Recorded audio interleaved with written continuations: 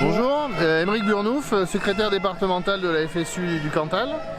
On se mobilise aujourd'hui pour protester contre le projet de carte scolaire pour la rentrée 2023 dans les écoles et les collèges du Cantal. Donc le ministère, et suite au CSA académique, nous accorde un retrait de 10 postes, donc nous aurons 10 postes en moins à la rentrée, auquel il faut ajouter un poste et demi supplémentaire puisque l'inspectrice d'académie souhaite ouvrir un poste d'inspecteur supplémentaire, donc ce qui fait une note à moins 11,5. Et dans les collèges qui ne perdent eux pas d'élèves mais qui en gagnent même légèrement, on va perdre l'équivalent en heures de 6 postes et demi dans les collèges du Cantal à la rentrée. Donc on aura des classes à 30 élèves à peu près partout, que ce soit dans le rural ou dans l'urbain. Voilà, tout le monde est touché. Et voilà, nous on vient là pour protester contre ces fermetures qui vont encore plus dégrader le service public d'éducation, l'accès au service public des élèves et accroître les difficultés et dégrader les conditions de travail des enseignants. Si j'ai bien compris, vous êtes le maire de Holz. Oui, alors voilà, moi mon but c'est de défendre l'avenir du Cantal. Moi je suis un jeune Cantalou, ça fait que 3 ans que je suis dans le Cantal et je suis maire depuis 1 an et demi. L'important c'est de développer notre département.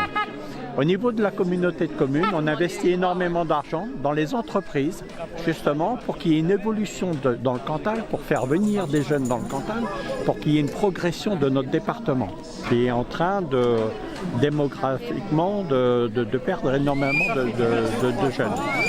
Le but, c'est que si on nous ferme les écoles, on nous empêche de construire, comment peut-on faire évoluer le Cantal ? Donc si vous voulez, c'est comme si on jetait de l'argent par les fenêtres d'un côté parce qu'on veut faire évoluer ce département, et de l'autre côté, on a un État qui essaie de nous le détruire.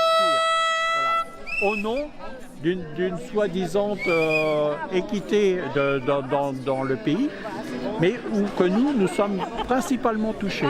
Voilà. Donc le souci, c'est de faire reconnaître que nous, on a une identité propre, on est un pays de montagne et qu'on est obligé de se reconstruire, voilà, par rapport à d'autres départements qui ont évolué.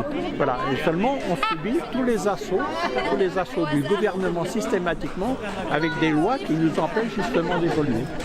Et à l'heure actuelle, il y a une fermeture de classe. Alors, à l'heure actuelle, il y a une fermeture de classe qui va être à Saint-Mamé.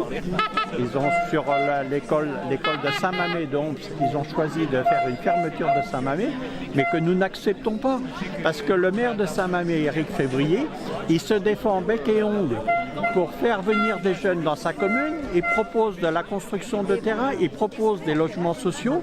Donc lui, il investit énormément au niveau de sa commune pour faire évoluer sa commune et on lui tire une balle dans le pied en supprimant un poste de son école.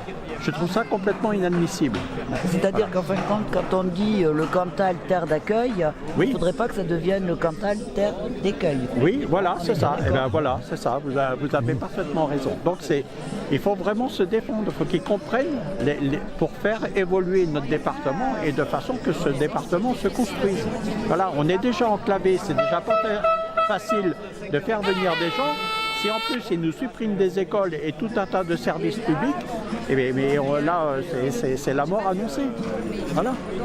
Et la fermeture de la préfecture pendant qu'on y est. Hein, voilà, comme ça, voilà. On pourra plus. Ben voilà. Je vous remercie. Ok.